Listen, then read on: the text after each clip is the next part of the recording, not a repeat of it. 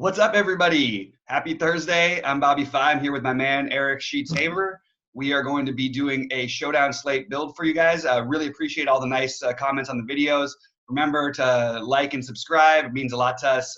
It's actually been really a lot of nice messages from you guys, both online and then DMs and whatnot. So appreciate it. And we thought we'd do a Showdown Slate. We're going to have a couple other videos coming up later, but just for this little Showdown Slate, talking about it from a tournament perspective, we wanted to get Sheets' opinion, sort of how he approaches it. I wanted to give my opinion in general, and then talking about this slate specifically.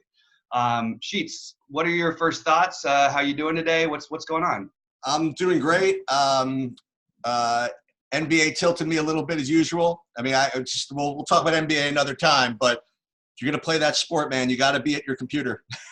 You got to be able to react to news. It's not as easy as the NFL, where at least you have some idea of who's going to play with 7 minutes before game time. So still kind of almost like in-game betting these days.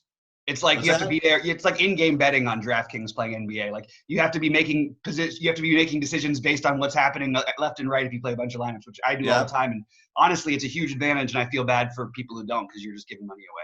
But I'm kind of psyched, because you know what? When I first looked at tonight's NBA, I saw only 2 games. I'm like, you know what? But it gave me a little more time to look at the Showdown slate a little bit, and I'm ready to kind of get into it. Yeah, let's get into it. Let's talk about your sort of overall Showdown thoughts, like in general. Obviously, we need to try and find ways to pivot, be different. There's ways to do that. Sometimes you can even go chalky, but you can go one place in the player in the captain spot. On sites like FanDuel, where you did the Showdown slates where everybody's the same price, I always like to put the minimum cost guys in baseball up as the captain spot, because they just don't get the ownership, because there's no reason. You're not getting any extra value. Here, it's a little more complicated. Obviously, you have to pay the 1.5 times. And I think it's interesting. I'm looking at your initial build. It's definitely a little different than where I'm going tonight, but I do like a lot of it. I'm also curious where some of the ownership ends up, and it's going to depend on who we hear is out. I'm going to basically bet that pretty much everyone with a Q tag plays in this game. I don't see anyone with that bad of injuries, and this is a massive game for both teams. That's just sort of where I'm at. I think that everyone else is going to assume similar things. We'll obviously find out beforehand. But we'll play under that assumption. We'll talk about if some guys are out. But overall, Showdown thoughts on slates like tonight. Well, overall, I mean, one thing I just don't forget, you find interesting. I'm looking at Draftkings. The entire player pool is 30 players, right? 32 players. And I find that just so amazing, right? That they could run a tournament where you only have a certain number of choices of people you can play. And it's awesome. It really is when you think about it. Like, the result, the answer is right here in front of you. And a good amount of people sometimes aren't even playing. So it seems weird that with such a short player pool, you can't figure this out. But, that's what makes it so much fun. So what you have to try to do, in my opinion, in Showdown slates, is, as much as I stress in NBA about correlations and things like that and going off chalk, in NFL Showdown slates, especially in GPPs, it's even more important, because, and if you've only played a Showdown slate, you'll know what I'm talking about. You'll make this lineup. You'll fill out your salary cap, and it'll look really, really good. You'll have all good players. They'll do really well. And at some point, you'll see that you have the second most points of anybody in the entire tournament, and yet you're tied with 700 people, and you're winning like 40% of your money, And that's the reason why, is because you're tied with all these people. So when you are making these Showdown lineups, especially in GPPs, you have to figure out a way to make lineups that can differentiate themselves from that whole cluster of people that are going to be moving up and down together, yet at the same time not go too far off the board where you have no chance to win. And being able to strike that balance, I think, is, I know there are a lot of real superstar Showdown players out there. That has to be what these people try to do. So That's what I would think about, is how can I make my lineups different without sacrificing good fundamentals of what a good lineup is going to be. Like, I can make a lineup that's really different, that negatively correlates everybody, that I can play 2 quarterbacks on the same team, right? I promise you that no one's going to have that lineup, yet it's just never going to win, right? So You have to be able to make good lineups, yet at the same time figure out a way to be at least somewhat different. Now, again, I put this build together I honestly we were going to play around and talk about the game a little bit, but just for the hell of it, I threw this lineup up there just as kind of an example of what I'm talking about. So first of all, as far as fundamentals go, it's very natural and it makes sense that if you're going to put a wide receiver in the captain, it's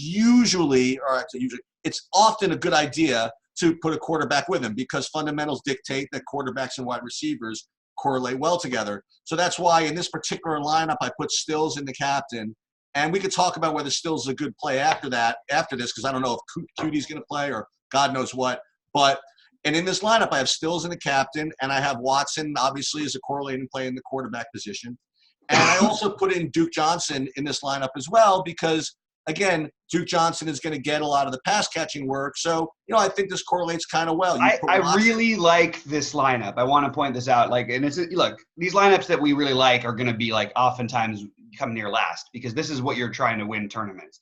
There are not going to be anyone playing Kenny Stills, especially after they announce, and I'm expecting it to, that Will Fuller is going to play today. Right. But Kenny Stills was productive with Will Fuller on the field at times. That news almost is going to eliminate him as a captain in most people. Most people aren't going to leave 3,200 on the table. What I would do with this lineup because of the game flow situation, that's a little bit different. And then I want to touch a little bit on some of the general showdown thoughts that you mentioned. Sure. I think that if you played this same lineup, I believe you could just switch Williams and Stills. I do think Williams is not going to have a very high percentage of captain ownership. And while, yes, he'll have higher than Stills probably, I think that if you're going to play, hey, we're going to be playing from ahead, because what Indy does is they like to slow the game down and run it. They obviously can't do that without Mac the same ways, but that's their strategy, especially against a high octane offense. I'm guessing that they'll still try to go to that somewhat. I don't think it'll work as well. It is a good defense against the run, although it's not as good as it was. It's a decent defense against the run. Not as good as it was with J.J. Watt, obviously. But it's an interesting – it's a better correlation to me. You play we're going to ground and pound from ahead. You still leave the Williams to Ebron in there for that hopeful that touchdown or two, who knows. And then you've got your Watson trying to bring it back with Duke Johnson and Kenny Stills. So I really like that, and I think you can do it for the same actual I don't think you'd have to change anything at all except for – so what I would do is enter this in another contest, maybe a little just a $1 thing just for messing around, and then just switch those two guys. I would like to get some exposure to both of that side, one with Jonathan Williams and one with Kenny Stills in the leader spot. Does that make sense to you? Yeah, it does. It does make sense. And the other thing I think about with something like this is what say burying the lead here, but we're the most important thing about this lineup, is what makes it instantly non-chalky is we're probably fading the most popular player on the whole slate. If it's very possible, it could be Watson also, but Hopkins is just going to be just incredibly popular and for good reason, right? Yeah. And but wide receivers, it's rough out there with wide receivers. It's kind of tough to get there sometimes with wide receivers. It's not going to feel good when you see the 5-catch drive that makes you think Watson's going to catch 25 balls. For sure. But then again, a Fuller. That's why I like if you're not going to play him. It is kind of hard for me not to play a Fuller or a Stills because if you don't play any of the three, you're that means Hopkins is probably going to catch 12 balls. You got to take a shot on those other guys, or you go for the tight end route. I think that's an interesting way to go. But I like what we're talking about. I think you could. So I like the idea you'd enter this into something else. You just make that exact 1v1 pivot with the same lineup structure, and I don't think you're going to have to worry too much about ownership with the rest of that lineup construction. I don't know how many people are going to end up going to Duke Johnson today. It's a small slate. I think you're going to get, probably, let's say he's 35% for argument's sake. That's still not outrageously high. Ebron with the Q tag, and even if he's in, I think he and Doyle, it's a really big toss-up right there. I think I would lean Doyle because I think Doyle will have less ownership, although Ebron has the higher touchdown equity. But you could mix it around a bunch of different ways, keeping this core similar and be very, very strong, in my opinion. Well, let me ask you a question. So I don't really, when I play Showdown, I haven't really gone the route of putting in 150 lineups, even for fun. Sometimes I would think of, maybe put in the jukebox or whatever they have for something small just to get practice doing it. I really haven't gotten into it yet just because I haven't really had the time. But I always wonder if you're going to do stuff like that, how many liberties you can take, with that type of approach. Like, for example, we talked about Duke Johnson for a second as being part of a game script where, there are a lot of points where Watson has to pass, and you'd think you put Duke Johnson in a lineup with Watson and maybe a wide receiver. And you'd also think, on the other hand, that if you were going to go a different route, you'd replace Duke Johnson with Carlos Hyde, who'd be more conducive to kind of a running type game, where maybe, and we could talk about that other type of build, is maybe you put Carlos Hyde with, I don't know, maybe with Houston defense or something like that. Mm-hmm. But would you ever consider, I mean, I guess as always, you could never say never, but putting Duke Johnson and Carlos Hyde in the same lineup, just, I would normally not do that, right? But if you were playing a bunch of lineups in a showdown, would that be, a decent part of what you might try to do? Yeah, I think that makes a lot of sense. I also do want to mention that playing defenses in showdowns is often an interesting way to go, especially playing a defense against the team you think is going to score, people think are going to score more points, which obviously would be Houston in this case. I think playing the Colts defense is a really sweet way to go on this slate, because you have a team that has had trouble. Watson can hold the ball, and I mean, through the first 3 weeks, they were like they were breaking the sack record. Then they sort of straightened it out. And now they've had some back and forth time since then. Watson also is a gambler sometimes. He'll throw a pick or two, even though he might throw for 3 bombs. So I actually like that as well in a slate like this. Tell you, Bobby, you mentioned that. That's just a really, really great point, which you could probably spend 3 hours talking about that whole deal, because remember, they talk about this when you even played high school football, or when you talk about football in general. When a quarterback goes back to pass, they tell you when the quarterback throws the ball or drops back to pass, several things can happen. Most of them are bad, right? You can either get sacked, you can throw an incompletion, you can throw an interception, you can fumble, or you can complete a pass, right? So whenever you throw the ball, there's a great amount of variance involved in it. So you'd think about this, like, for the same reason that you would want to have guys that are slinging the ball around a lot. And we were talking about Deshaun Watson here, but I use Jameis Winston as a good example, right? Guy, he's just going to sling the ball, right? He's going to throw it into coverage, you throw it everywhere. When you're playing something like a showdown slate or NFL or DFS or with GPPs, most specifically, you want as much variance in a way as possible. So you can, when somebody throws the ball up in the air, Jameis Winston goes up, throws the ball really, really deep, okay? Well, you could root for both, sort of. Like, sometimes an interception will help you and sometimes the touchdown will help you. So I think it's really important that you can play defenses even if you think that the opposing team is going to be scoring points, because they're going to be throwing the ball. And when you put the ball in the air, a lot of things can happen. And when you're looking at a showdown slate where what's going to win, 100 points, whatever, I mean, you get one freaking pick six. You could talk about all the people in the last 10 weeks where they've won fortunes playing the Patriots defense every freaking week on these showdown slates, because every week they've scored 25 points. Well, I had a third place in a tournament earlier this year on FanDuel. It was a regular tournament, but it was the same sort of strategy where I played it was on a full slate, but I played the Jets defense against the Patriots. I think they made them, what did they make them? They were somewhere bizarrely lower than everybody else. And the Patriots blew them out, but the Jets had 2 defensive touchdowns. So it ended up winning me a ton of money, just weirdly enough.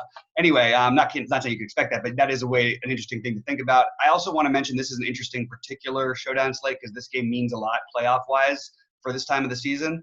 So I think you can expect, like, I know that Wilkins and what's his name? Wilkins, Hines, and Williams will all get work in the backfield.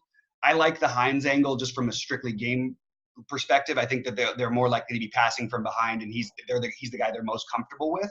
But I also think Jonathan Williams has the highest rushing upside. So it depends on which way you want to bet the game flows. But I can't imagine I'll make a lineup without either of those guys in it. Well, let's talk about that for a second. So let's review. So the running back situation with the Colts, right? So Mac is out, and have they announced if Jordan Wilkins is going to be active yet? Yeah, he's active. He's not on the injury report. Okay, so but I don't know how much. Like, so the projection is that he'll get some touches. The thing is that, why are they going to mess around? This is not a mess around game. This is a must-win game. You're going to go with especially on the road. You're going to go with the guys you trust. That's why I believe Hilton will play, and I love Hilton, by the way. I think Hilton's another terrific play. I've got him in my lineups right now. I think he'll be popular too. But and then just I like that I'm playing that angle that Houston's playing more from ahead. I'm not really touching the Houston running backs. I don't mind I like Johnson. I like the Johnson play better, but I mostly am going differently. And then I'm trying to find one of these. It would be interesting if Ebron was out to take a shot on Mo Alley Cox at 600. It would be interesting to maybe take a shot on one of these low cheap guys. I just don't see any of them being relevant enough. I mean, the Jordan Akins would probably be the closest thing to someone, and he's 1,600, which is a little higher than I need to fit a specific build that I want that I think will be off the board. But let's not disappear from the Williams thing for a second. So Williams, I presume, I mean, because he's 5,600, and Wilkins, if he comes back, he's what is he, 9,000 or something like that? I mean, I presume that Williams is going to be very, very highly owned. He's actually projected not as highly because of these rotations, and I think people are going to lean towards Hines. Going to lean towards whom? Hines, Nakeem Hines. Right.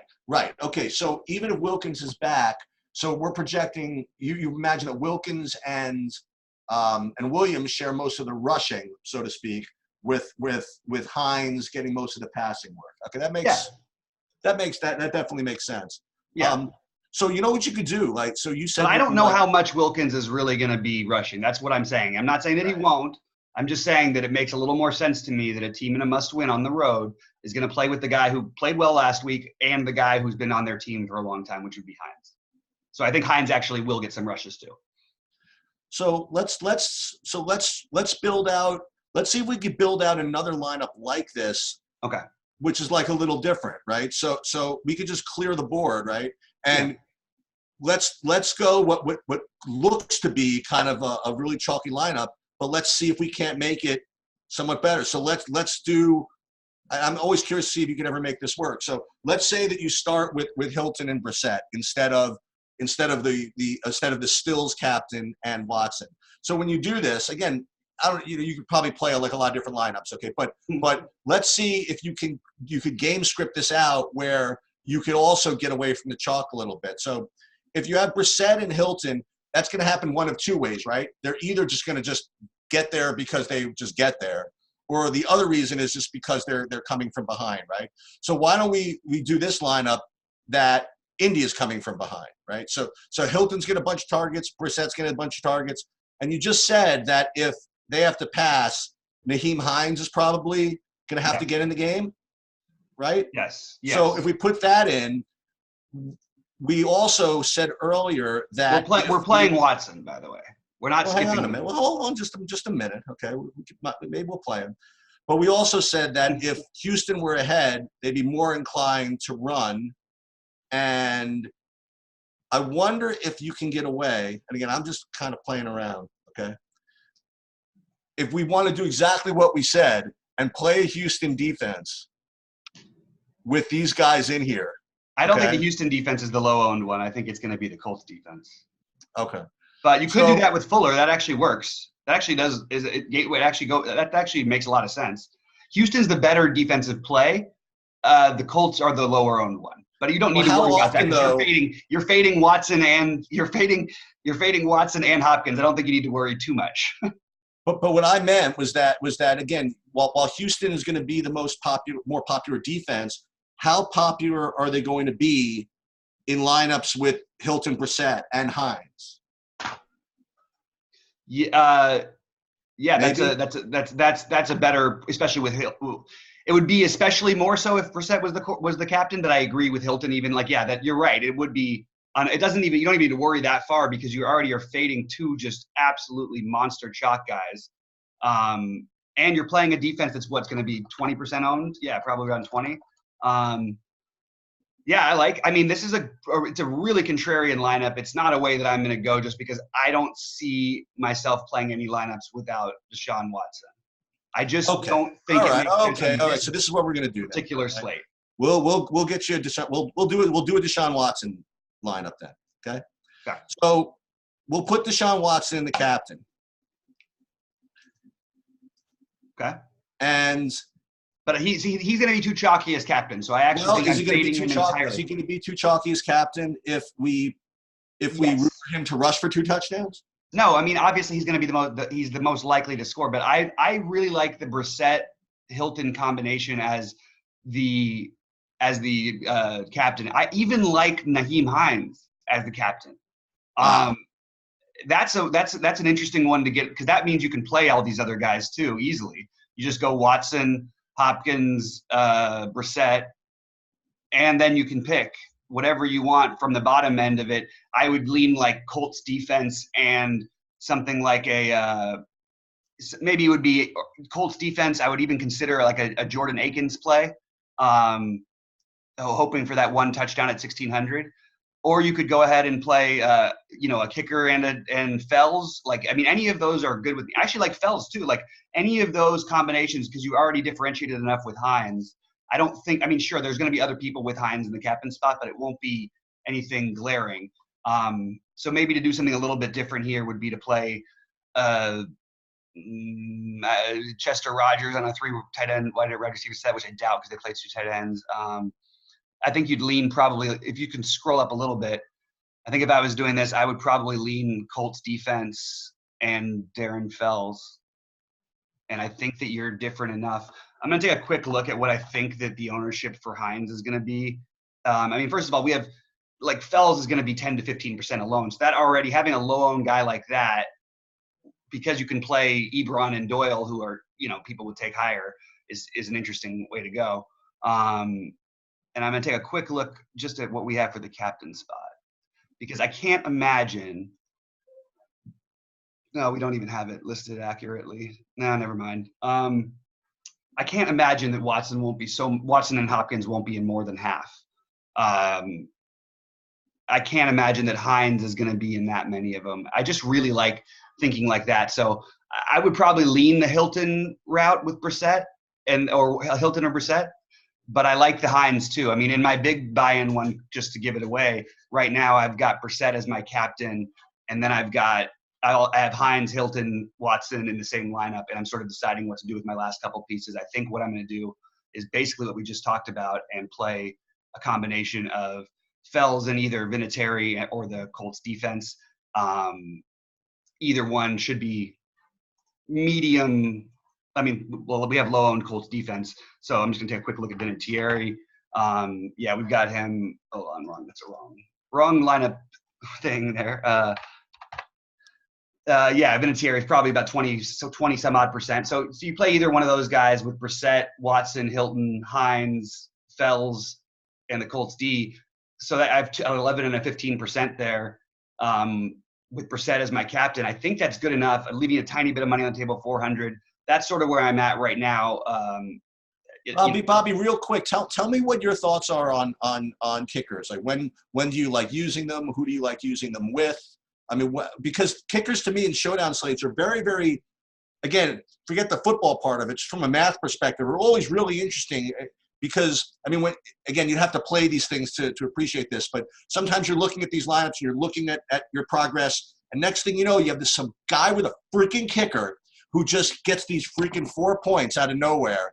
Mm-hmm. And remember, 4 points at once. I mean, you have some of these runners that don't catch the ball. You know how hard it is to rush for 40 yards? You know what I mean? I hear you.